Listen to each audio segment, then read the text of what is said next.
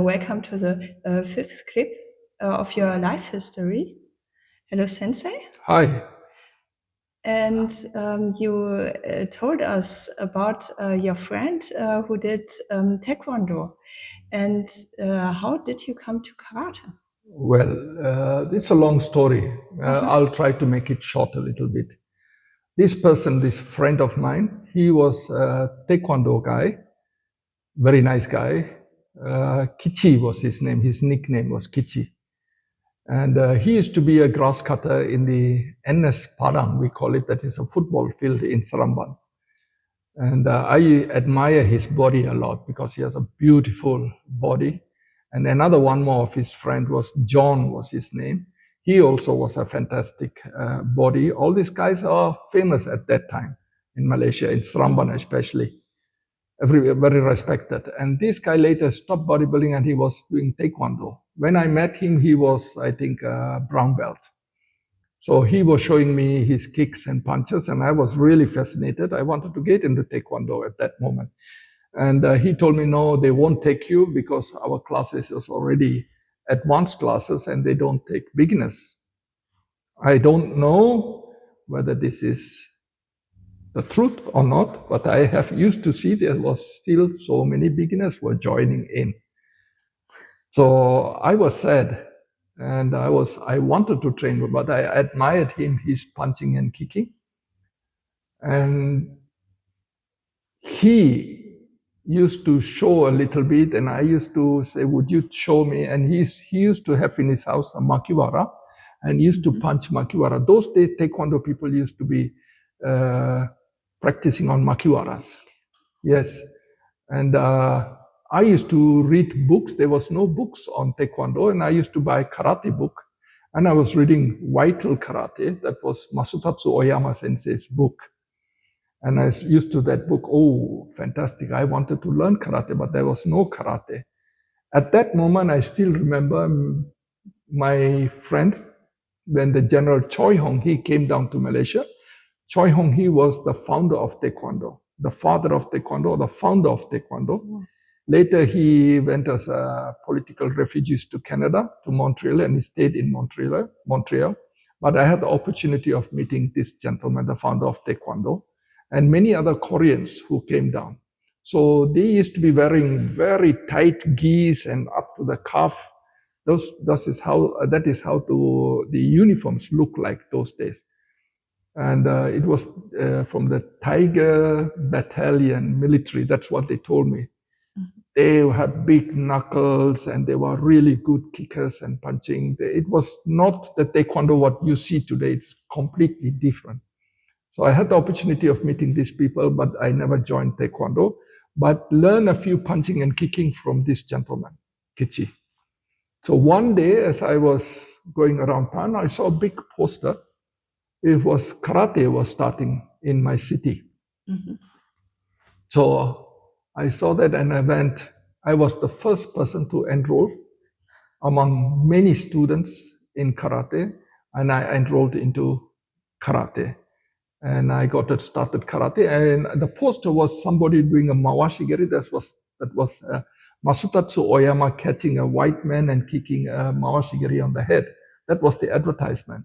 Mm-hmm. And when the first day I started karate, I saw a very small, thin guy. He was teaching karate, and I was very sad.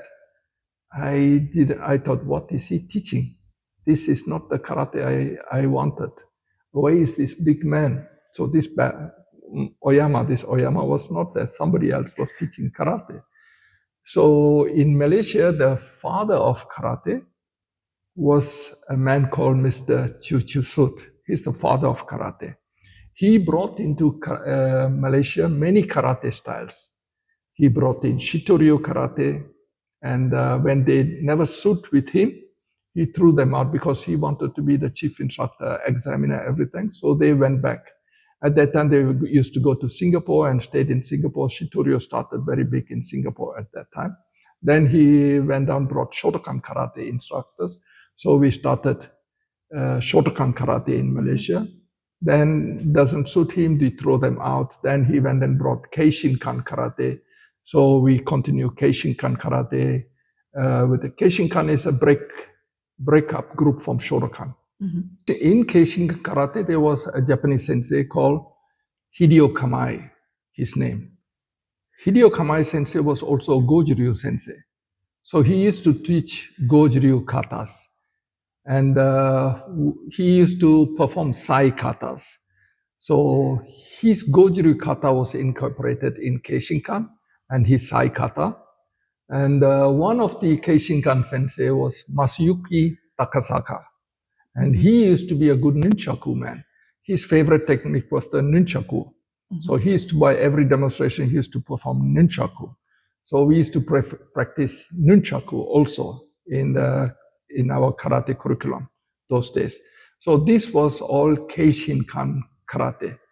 So in Keishinkan karate, you can say the founder of Malaysian karate, Chu Chu Sut, he used to be a Chinese martial art. He was practicing a little bit.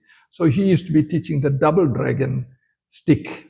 So he used to perform the double dragon stick fighting a long bow for demonstrations also. It was all mixed up from different styles and all included. So this was a small short story which he later, throwing out all these people, Keishinkan, he formed his own style called the Budokan Karate. After the name of the first first world championship held in Japan, Tokyo, and the hall's name was Budokan, Martial Arts Hall. So he took that name and he came back, he said, from today onwards, we are going to make it our own style, Malaysian style, called the Budokan Karate. So that was a part of my karate history. It's much more longer. Maybe I can tell you more about it in the next episode. Yeah. One question. Yes. Do you remember your first training in karate? Yes. Oh, yes. Do you want me to Yes, let you know about this? describe it. Yes. Okay. I started karate somewhere around about 14 or 15 years old at this time. As I said, I was working as an office boy, and I used to go to visit my taekwondo friends, and saw the poster and got interested. And as I enrolled, I saw the first training. I was fascinated by so many people over there. And there was one lady, a pretty lady. She was the cashier collecting money for the fees. And she had so much of money. I remember it was 3 classes. One training was over, then the next training is like a 1.5 hour, 2 hours per training. I can't remember much. I should say not less than 1.5. I used to join all 3 classes. And the training was like about 5 times a week, every day, different classes. And I used to work on all these trainings. And the first training, I was so fascinated by the amount of money this lady was having, and this instructor was flirting with this young guy. And I thought, wow, she's interested. And he was showing off his punches and kicks. And I thought, I wanted to be a karate instructor. This was my ambition. After your first lesson. After my first lesson, I came back home and I told my mother. My mother asked me, how was your training? And I said, I enjoyed the training so much and I'm going to be a karate instructor. And my brother was down there, and my mother told my brother is 2 years older than me. She told him, hey, your brother is training karate and he's going to be a karate instructor one of these days. And he says, oh my God, he used to call me sometimes fatty. He said, oh my, this fatty, what has he started? He has started everything and he has stopped everything. And now he wants to be a karate teacher. And inside me, I was thinking, I will be a karate instructor. I have to do it. This will be my profession. Wow. I wanted to make so much money. And I told my mother, when I start teaching karate, you are not going to work. My mother used to be a cook in those days for the British people. And later, when the British was gone, she still used to go to work and cooking in some rich people's house. So I told her, the moment I start teaching karate, you are not going to go to work anymore. And did it. When I became an instructor, the first thing is I make sure that she never went to work again. Wow. My father and mother never went back to work when I became a karate instructor until they died. I made sure they never. Oh, that's very strong. Yes, yes, I made it through. And till today, I'm practicing karate. And many of my friends, colleagues, Malaysian guys in here used to tell me, you won't survive in karate in Germany. You will come back to us one day and ask for a job in our discos or restaurants, you know. And I said, maybe you guys need it because your karates were not so good. I won't do it. I will make sure I will do karate. And I'm doing it till today, 45 years in Germany. And I was doing it in Malaysia until today. I'm still continuing and teaching karate and practicing karate. And we are happy about it. Thank you. Thank you. Thank you for this clip. And see you soon in the next clip. Okay, in the next clip, I can tell you more about the karate styles and other things. See you. Bye. See you. Bye.